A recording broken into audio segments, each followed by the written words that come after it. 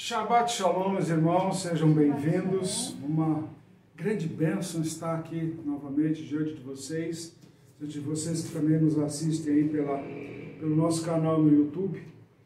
E hoje uma grande bênção, essa porção chamada Finéias, né? De Números 25:10 até 31, né? Com o Haftarot de Jeremias 1:1 até 2:3 e Lucas 23:1 até o 24:53. E assim nós vamos hoje encerrar esse capítulo, esse livro de Lucas, do Evangelho de Lucas, tá? Todo esse ensinamento que nós pegamos. E é uma situação até que interessante encerrar o livro de Lucas com Finéias. Tantos anos assim, pregando as Haftarot e meditando muito essa semana. O que o senhor quer para esse ano? Quer para uma parte técnica, digamos assim? Eu acredito que o ano retrasado, aí no nossos vídeos aí publicados, né, no nosso canal do YouTube, quem quiser, sinta-se à vontade. Se for colocar assim a parte técnica, teórica da coisa, digamos assim, o senhor já abençoou de uma forma plena. Tipo assim, as informações técnicas, digamos assim, escatológicas e tudo mais, e teológicas, obviamente, nisso. Quando a gente olha, o ano passado, ele deu um alerta muito importante, que estão começando a acordar este ano, começando agora o movimento, mais ou menos. Eu comecei até a rir, falei com o senhor, o pessoal está começando, sabe que está chegando a época de Finéias? O pessoal está começando a entender o ano passado, ou estão atrasados mesmo? E ele riu, obviamente a gente também sorri junto com Deus e fala, a gente já conhece a história. É um povo de dura cerviz. Como a gente sempre fala, sempre orienta, nesse sentido, né? E o mais engraçado que a gente, como leitor, né, não apenas da Bíblia, óbvio, né, a gente lê obras e tudo mais de diversos autores, porque quando você quer testar a sua capacidade intelectual, não é simplesmente ler o que te interessa, né? Porque ele está falando de Deus, está falando disso, está falando daquilo, ou leituras simplesmente direcionadas a Jesus, esse tipo de coisa. Se eu quiser aprender de Jesus, eu vou ler a Bíblia. Ok? Então, tipo assim, qualquer outra versão de homem, põe minhas barbas de molho. Sendo bem sincero.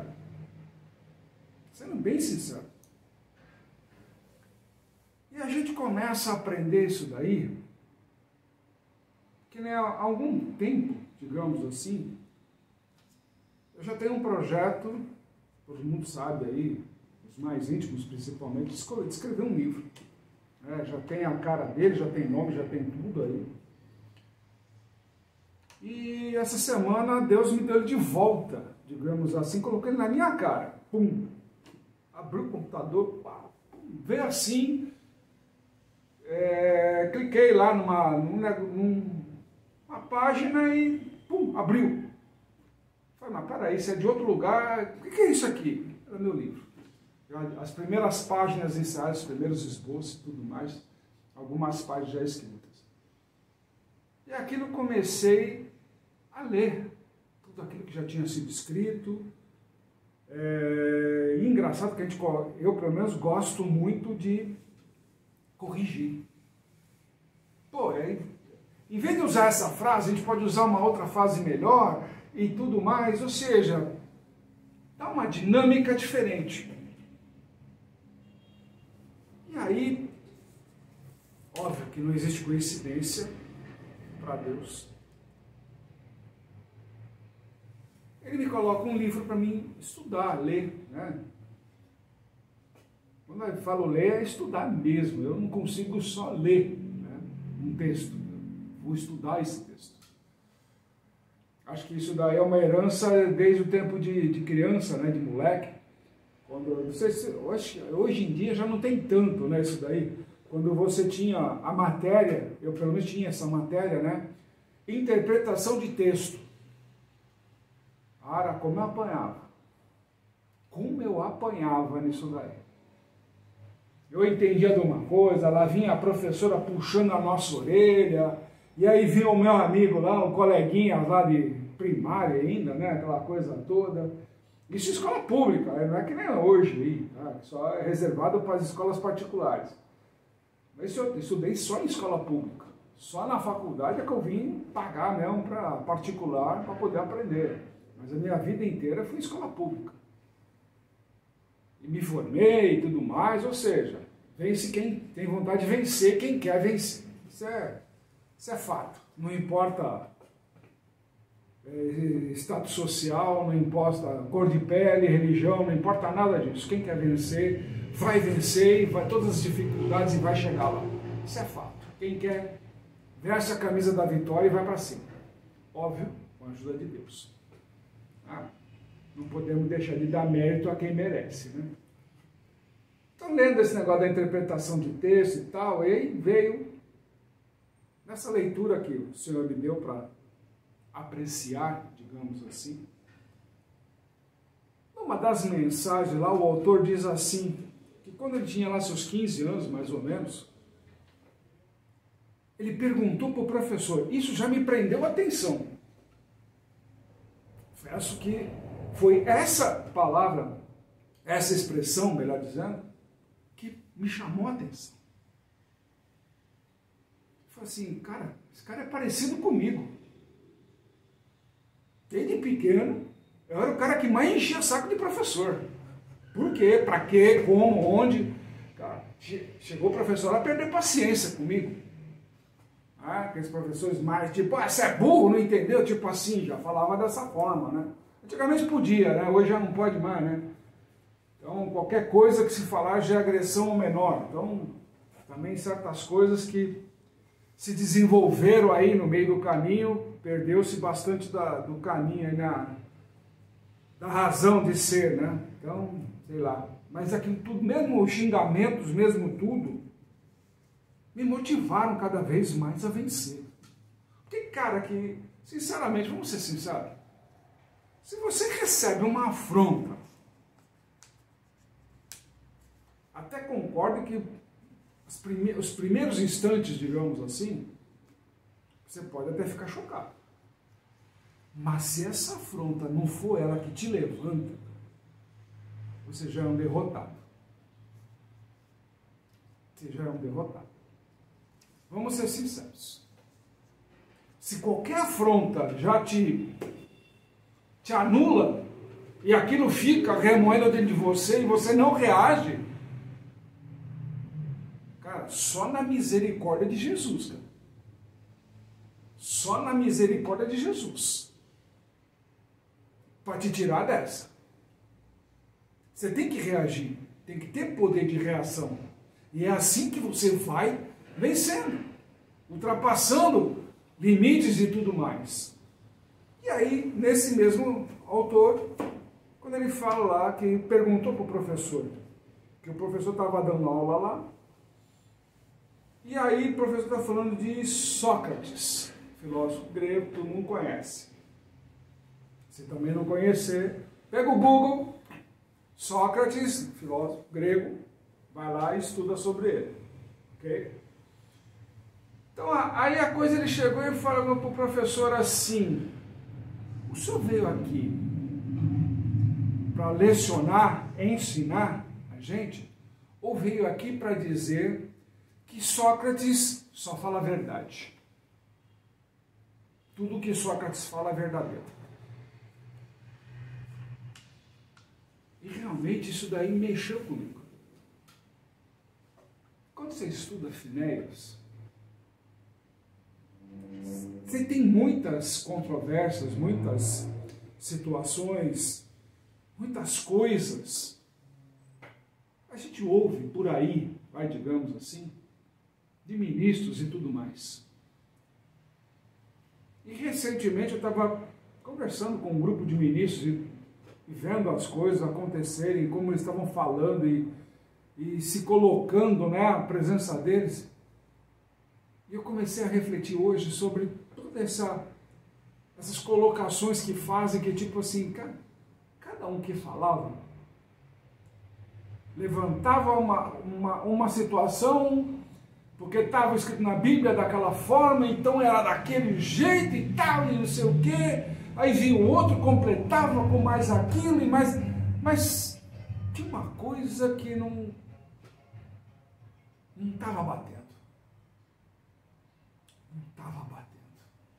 Talvez por isso que aquilo foi uma afronta para mim.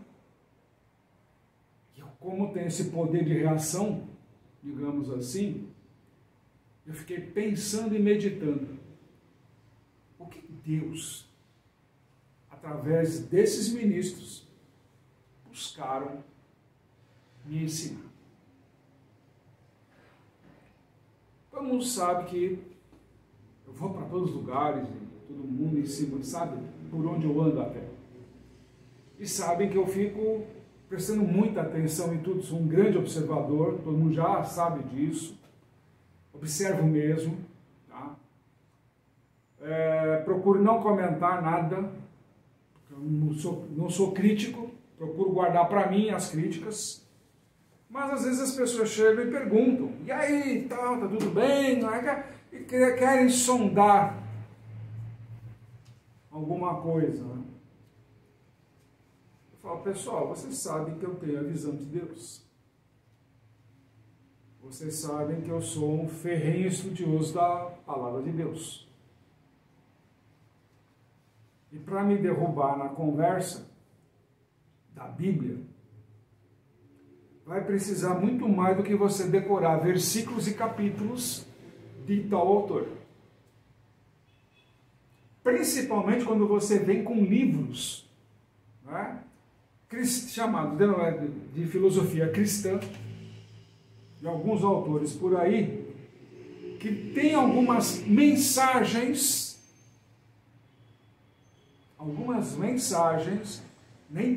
nem todo o conteúdo é aproveitável. Vamos ser sinceros. Nem todo o conteúdo é aproveitável.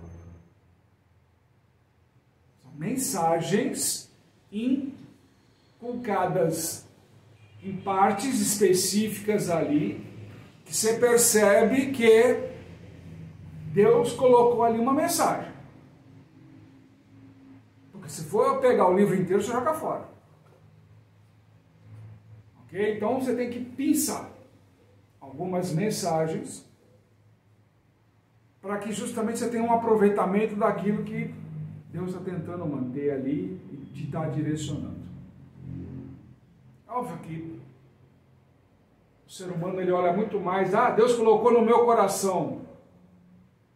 Deus coloca aqui, para mim. Deus coloca aqui. O coração ele mandou eu vigiar. Está escrito. Vigia seu coração. O coração eu vigio. Mas aqui, no meu intelecto, eu estou mais próximo dele. E ele é sábio. Eu não vou discutir com Deus emocionalmente, que está no coração. Eu vou discutir com Deus com sabedoria. Porque a gente quer crescer, a gente quer evoluir. A gente quer realmente se tornar a diferença. Como se fosse uma lança. Que eu chegasse dessa estocada final e falasse assim, ei, toquei a ferida e agora vai ser curado. Ele agora vai entender a divisão da medula do osso, de verdade. Confie nessa. Confie nessa. E quando estavam lá discutindo no acampamento se era legal, se não era legal, se era isso, se era aquilo, o Fernando falou, peraí, eu já sei o que tem que fazer. Vou lá e resolvo o problema. resolva o problema. Aí cai numa contradição que aqui fala assim, não matarás. O Senhor Jesus é só amor, é puro amor, é isso, é aquilo. Eu falo, ele falou para nós, se baterem numa face e a outra.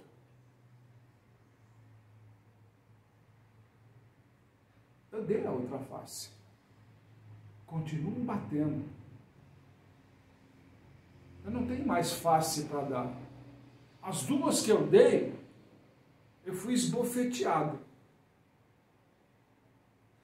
Aí eu tenho que lembrar que Pedro chegou perto do Senhor e perguntou, Senhor, quantas vezes nós temos que perdoar? Ora, 70 vezes 7. Para quem não sabe o que significa, precisa aprender. Esse segredo. Isso é um segredo. E precisa estar muito na fé para você entender. Não é simplesmente um jogo de números. Você vai fazer multiplicação, vai fazer sistema de gematria, nada. Nada disso. É uma mensagem muito poderosa que está oculta ali dentro. Que raros são aqueles que sabem. E quem sabe, só ensina para quem é seguidor. Só isso. E é um segredo trancado a 7 chaves. Que depois, no final, ele dá a chave para cada um, se passou no teste para poder fazer os 70%. Que na verdade a expressão correta é essa. Não é 70 vezes 7, é 70%. Então, para que você realmente dê a outra face, tem que haver primeiro o pedido de perdão. Porque se você está ali, estou liberando perdão, mas não te pediram perdão, como você libera perdão sem ter arrependimento? Você está sendo sarcástico. Você ainda não entendeu a palavra de Deus. Você ainda não entendeu o que é êxodo. Você ainda não entendeu o que se chama exílio. Você ainda não entendeu o que se chama praga. E nesse contexto, entre a pergunta desse autor, se o professor veio ensinar, ou veio provar, e solidificar a imagem que o filósofo grego dizia a verdade, somente a verdade era dele, e a verdade está aqui. Se chama Jesus. Essa é a única verdade. E o mais interessante, a correlação entre Finéias e esses capítulos de Lucas. É muito interessante. Mas, aí pergunta, como? A crucificação. Se você parar para analisar, também na crucificação tinha um instrumento chamado lança, que feriu o ventre do Senhor. Aí os questionamentos, se ele morreu no madeiro, se ele morreu pela lança, e tem as histórias e tudo mais, cada um vai contando do jeito que quer, tem os historiadores e tudo mais, mas na verdade,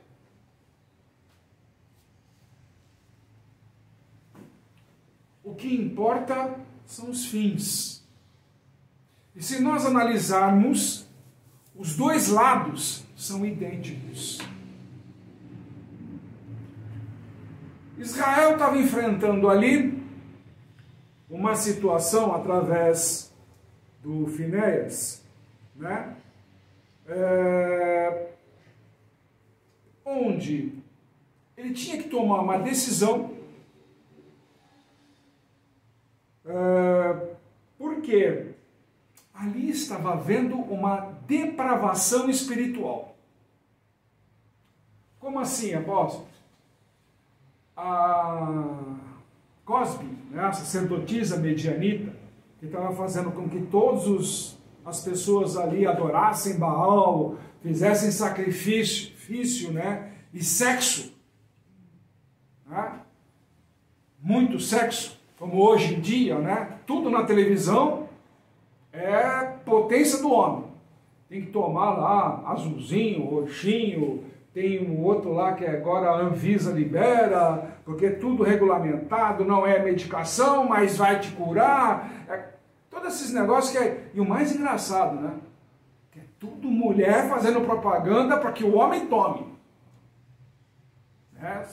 6 horas da tarde, então, é uma enxurrada de propaganda em todos os canais. É incrível. Para vocês tomar esses energéticos aí, essas coisas todas, para aumentar a virilidade do homem. É incrível que nós temos hoje. Né? Então a gente começa a analisar o seguinte: nós estamos vivendo esse tempo da necessidade da sexualidade exacerbada. Como a própria sacerdotisa de Midian estava inculcando dentro da congregação de Israel para adorar Baal.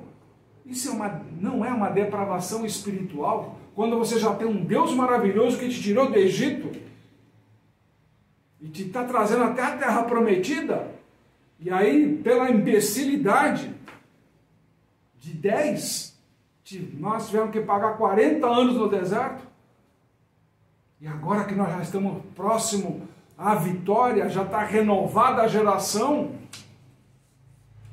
estamos perto da vitória, o povo se corrompe de novo. Então a decisão de Finéias estava ali, baseada na depravação espiritual e numa emergência nacional. Qual que era a emergência nacional ali de Israel? A praga. Finéias pensou: ei, ela é o problema, porque ela é a cabeça, ela é líder. E ele é um líder da tribo de Israel, permitindo que isso adentre o nosso acampamento. Foi lá e resolveu o problema. Um sacerdote. Acabou com a praga e acabou com a depravação espiritual de Israel. Ok? O que tem a ver com Cristo? Quem não lembra do mercado? Quando ele derruba as barracas dos cambistas, espalha os pombos, os animais, e tudo para sacrifício. Não é uma depravação espiritual? Aquilo. A partir dali eles não começaram a planejar a morte do Senhor? Está escrito. Só que levaram a ferro e fogo toda a estratégia e planejamento para isso. E a lança do soldado representou o quê? O fim da depravação espiritual. E o fim da nossa praga, chamado de pecado. Ah, mas em Cristo nós não somos mais pecadores, porque uma lança atravessou ele.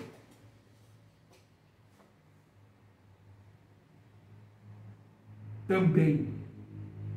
Ah, mas em Cristo tudo se faz novo. Claro! Através do sacrifício dele, rasgou-se o véu que nos separava. E mesmo assim, nos dias de hoje, com toda essa gama de informação, ainda nos recusamos a ser como Finéias. Nos recusamos a ser imitadores de Cristo. Permitimos que essas empresas aí incendeiem a vontade do sexo, como sacerdotisas. Já percebeu que a comunicação tem que vir pela mulher? Vai aumentar o poder masculino perante as mulheres, aquela coisa toda? A humilhação dos homens de hoje em dia, se não cumprir aquele escárnio que precisa acontecer com as exigências, não é muita humilhação, não. Aí depois você só vê lá as situações.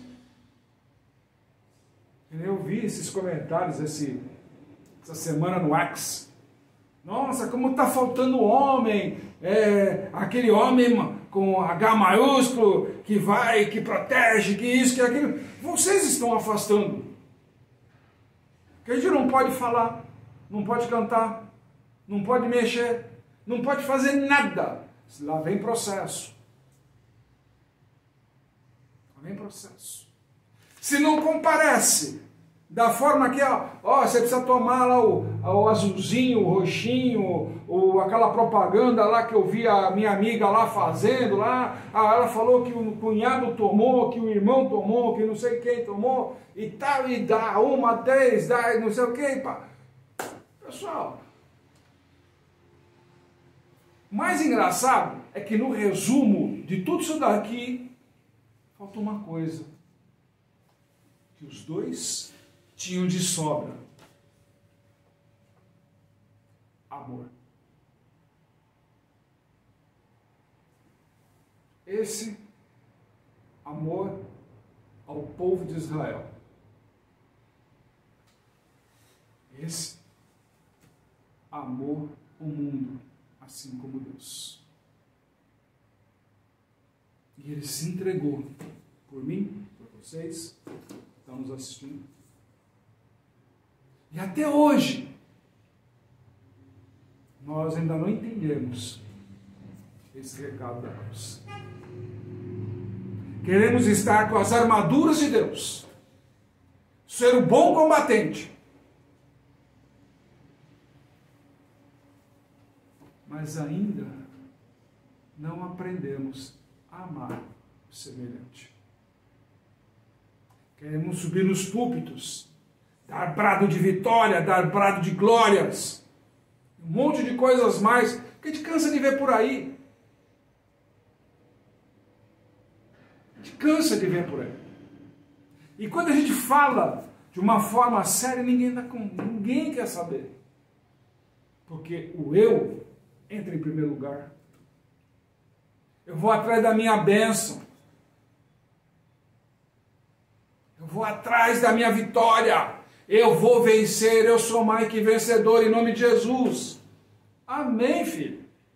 Se você não sabe disso, precisa ficar correndo atrás de culto que te coloca isso daí, que nem grava no telefone de vocês aí, né? Eu sou mais que vencedor em nome de Jesus. E fica isso repetindo no teu fone aí o dia inteiro. Quem sabe assim você acredita na tua própria voz.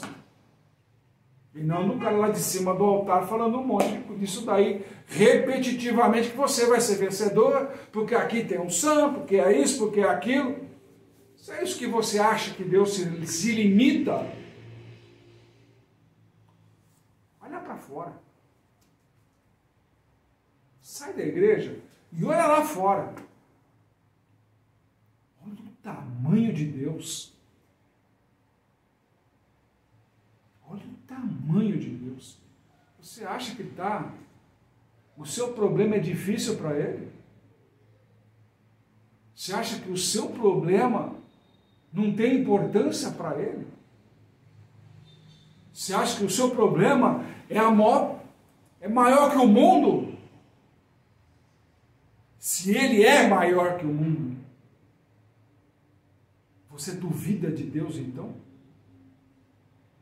Para se prender a quem não sabe enfiar uma lança na sua ferida e falar: ei filho, acorda! Você nasceu vencedor a partir do momento que você atravessou as águas e resolveu ser imitador de Cristo. Você já é vencedor. Tribulação que vier para cima de você, você vai tirar de letra. Porque o Senhor dos Exércitos já está na frente. Ou você não aprendeu isso ainda? Precisa que alguém fique aí motivando a tua fé. Você quer discutir teologia? Quer discutir escatologia? Tem hora para isso. Tem hora e tem tempo quando você está disponível. Não quando você quer saber, mas é quando você quer entender, não apenas conhecer, mas sim ter profundidade. Quer se relacionar com Deus, não de uma forma emocional, mas de uma forma decisiva, que nem Finéias, nem Pinhas. Vai lá, estoca, atravessa o mal, atravessa a corrupção, atravessa aquela que te traz o mal, a prostituição, os desejos da carne. Salvaguarda a tua espiritualidade. Salvaguarda o teu coração. Como o Senhor mesmo diz. Então são coisas que a gente começa a meditar e pensar que a gente, por mais que a gente tente,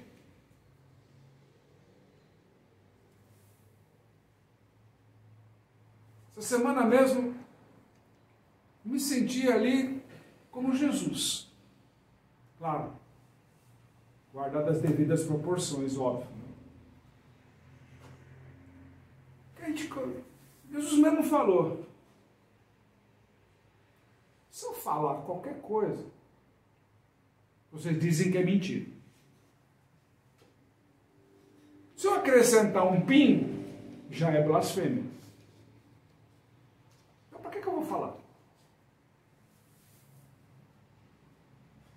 E muitas vezes as pessoas chegam para a gente e falam assim: ah, mas você tem poucos seguidores, você tem pouca gente assistindo seus vídeos, aquela coisa toda, não sei o quê. Mas é para quem quer ouvir. Quem quer ouvir a palavra de Deus, não é ver o apóstolo lá bonitinho falando lá, fantasias, e prometendo coisas que você já deve saber. Você já deve saber. Eu te digo o seguinte, eu conheço gente que tem mais de 40, 50 anos nesses cultos emocionais aí. Isso também foi um dos gatilhos, há uns anos atrás aí, que realmente me tirou do lugar comum. Melhor, Cristo me tirou desse lugar comum. Senão ia ser mais um pregador que falava assim: olha, glória a Deus, o Senhor vai te abençoar, e fazer esses cultos emocionais. Olha, vai fazer o voto, vai fazer a oferta, vai fazer isso, vai fazer aquilo, tudo vinculado ao câmbio. Percebeu isso? Quanto mais você dá, mais Deus vai derramar bênção. Por acaso Deus é mercenário? Esse não é o Deus da Bíblia, não. Esse não é o Deus da Bíblia. Deus não é um Deus mercenário. Quanto mais você dá, mais você recebe.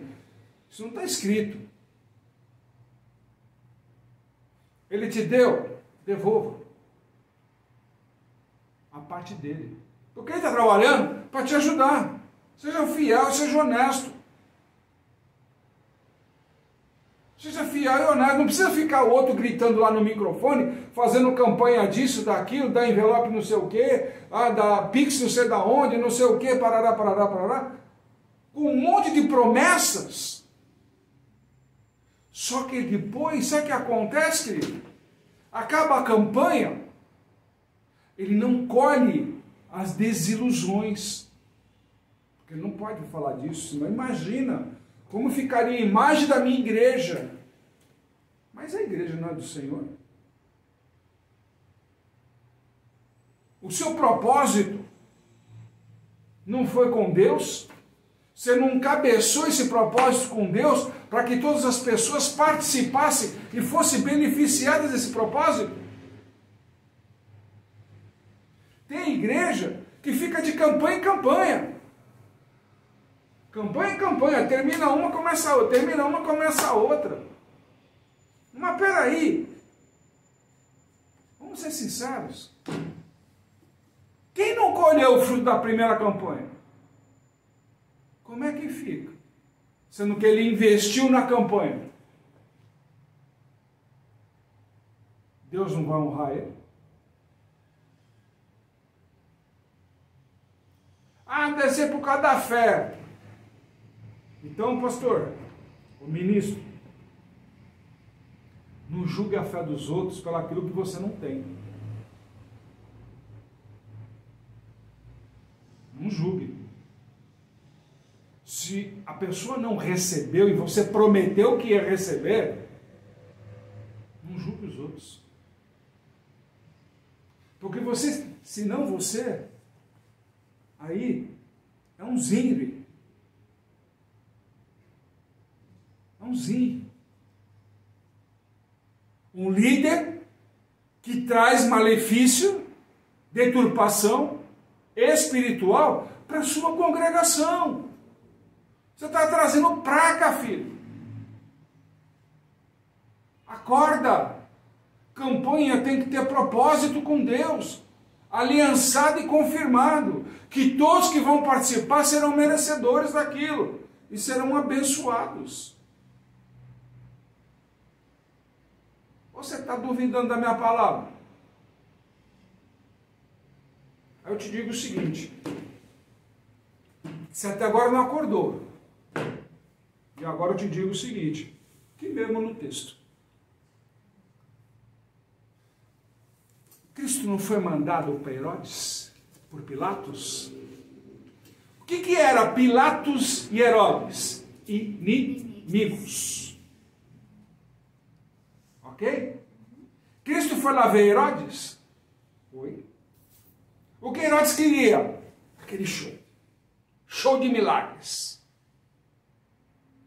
Show de milagre. Quero ver cego enxergando, eu quero ver o paralítico andando, eu quero isso, quero aquilo. Coisa que está comum hoje em dia aí. Está comum. Não tem mais nada de novo. Por isso que as igrejas estão indo cada vez mais abaixo. O mesmo já encheu. Então está chegando a hora da sabedoria. Quem tem sabedoria? Quem busca não o coração acalentado, mas sim uma sabedoria espiritual. Então agora vem o recado para você. Herodes queria um milagre. Herodes queria um milagre. Para ele ver. Sabia que Cristo realizou o milagre? Você sabia ou não? E está testemunhado aqui. Está testemunhado na palavra de Deus.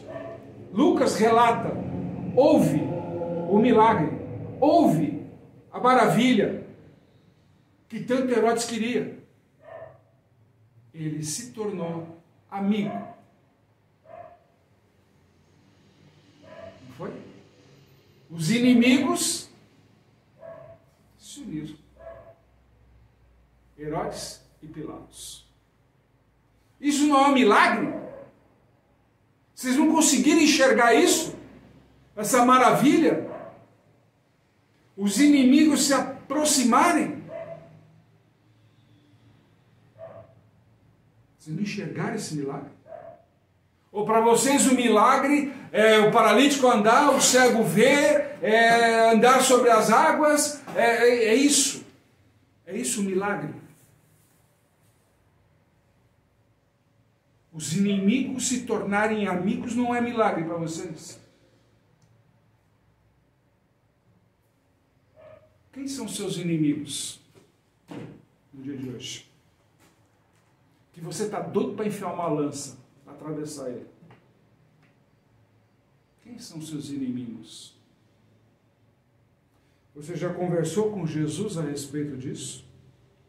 Ou você ainda olha para Jesus e fala para ele: Pai, vinga-me. Vinga-me dos meus inimigos. É assim que você fala?